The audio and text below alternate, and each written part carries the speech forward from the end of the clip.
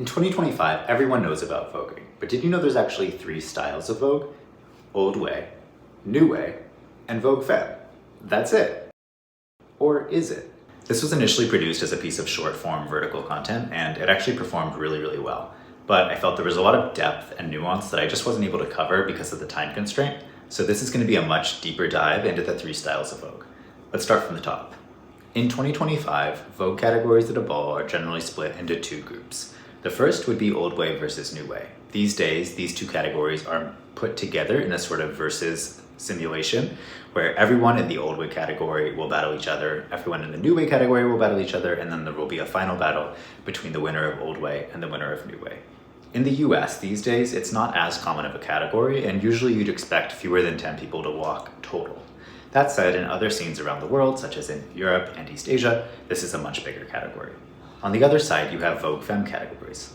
Vogue Fem is a much more popular style, especially in the US, and you'll have it subdivided further into 2 different types. You'll have it divided by gender, and you'll have it divided by style.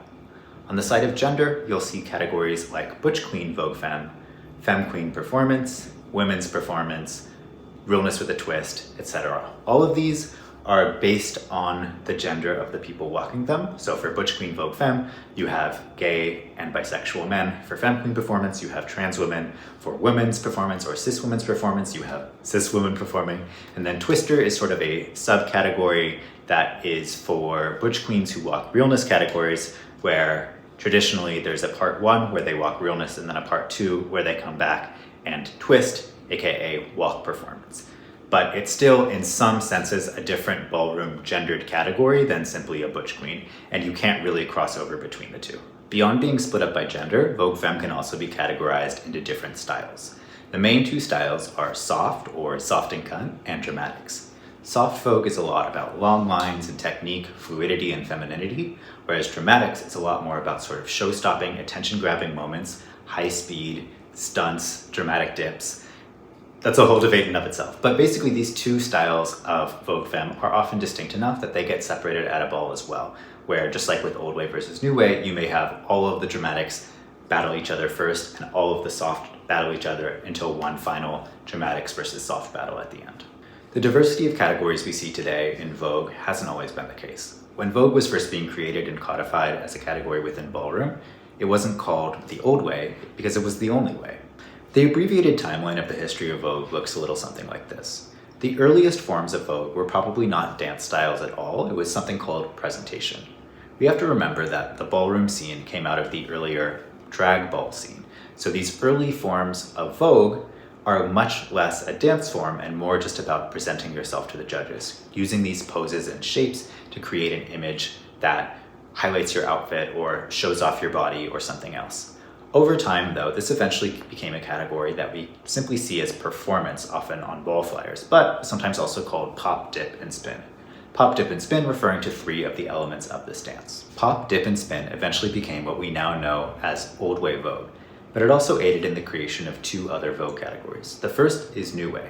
For New Way, it was the addition of stretch components to performance that created it.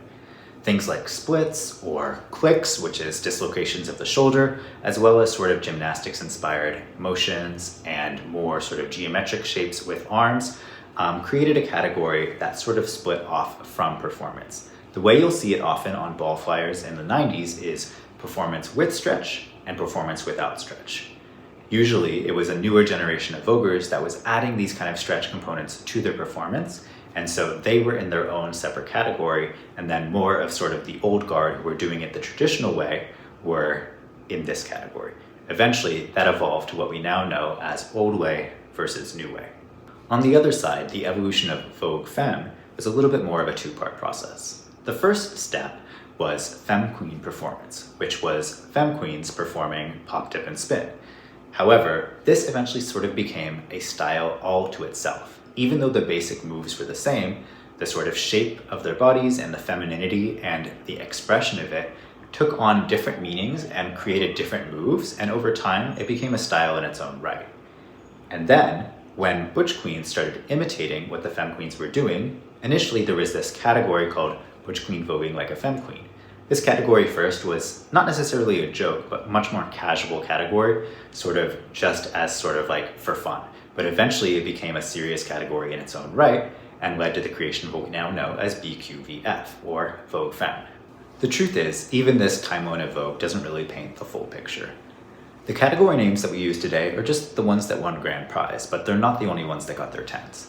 If you were walking a ball in the US in the 90s, there's just as much chance that the name on the flyer would be something thematic like Performance Showdown, or something descriptive like we talked about earlier, Performance with Stretch, which is no longer used, or something that we might consider racially insensitive these days, like Performance with a Latino flavor.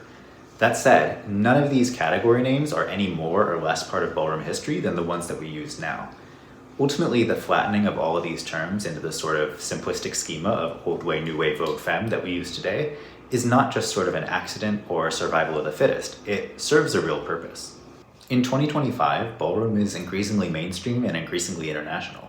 That means that these simple delineations of old way, new way, Vogue Femme have real value. They help aid in the proliferation of Vogue and ballroom worldwide, and they attempt to safeguard its authenticity.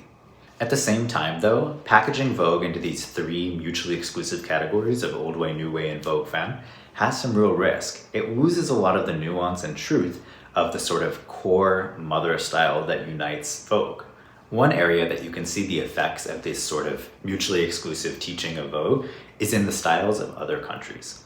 Many other countries have a ballroom scene that was created when people from America came to that country and taught Vogue, or from people who are from that country who came to the US to learn and then bring it back to their own country.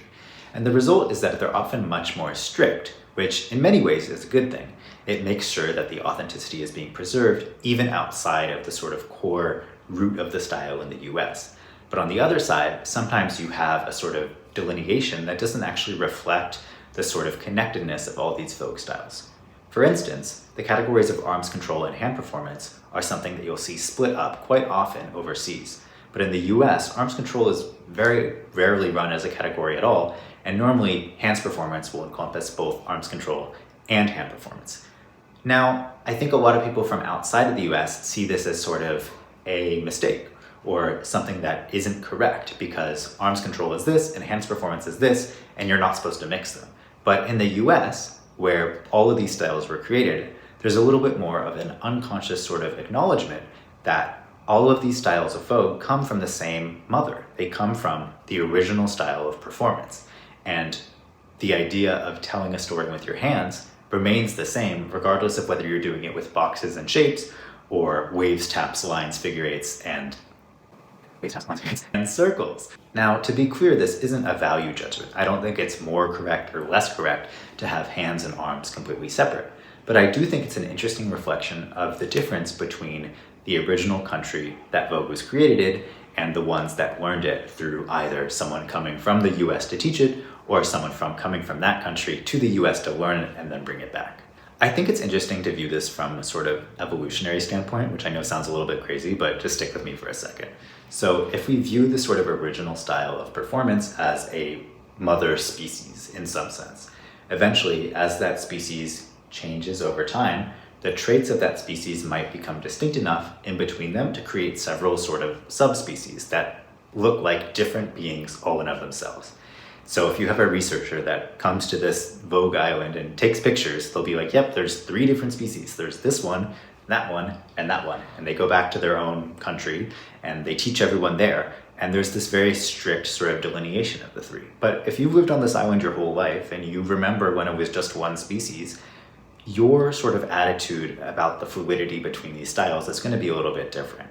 And again, there's no value judgment here. It's not saying that this is the right way to do it and this is the wrong way to do it, but I think it's an interesting thing to consider when we look about how sort of strict they are with these sort of distinctions between style in the US versus outside of the US. The final layer of complexity to all this is that ballroom history is largely an oral history.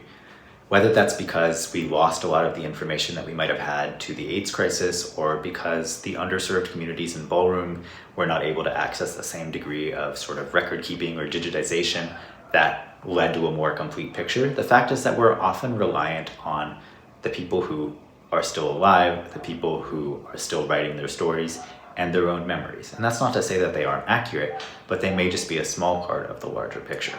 The 3 categories of Vogue are a useful organizational tool. but as always, reality is a little bit more complex. In the future, we may see a completely different category evolve too. If you go into any Facebook ballroom group, there will be people complaining about how Vogue Fem these days is all stunts and backflips, and we should have a separate category for people who just do the 5 elements and one for people who do all the stunts. And one day that might be the case. It's possible that in the 90s that a same exact conversation was had, leading to the formation of performance with stretch, or eventually New Way. And that's not to say that that's no longer Vogue or is Vogue. If you walk a performance category today, whether you're walking New Way in New York, or cis women's performance in South Korea, or femme queen performance in Paris, knowing the original style of Vogue, understanding how performance evolved, is your greatest tool. Taking a look at the moves that they did back then, you can track their evolution and see how they became the moves that we do today. And that knowledge will be crucial for you as you're developing a personal style, figuring out what style of Vogue fits you, and trying to figure out what you'll add to the landscape of the changing narrative of Vogue.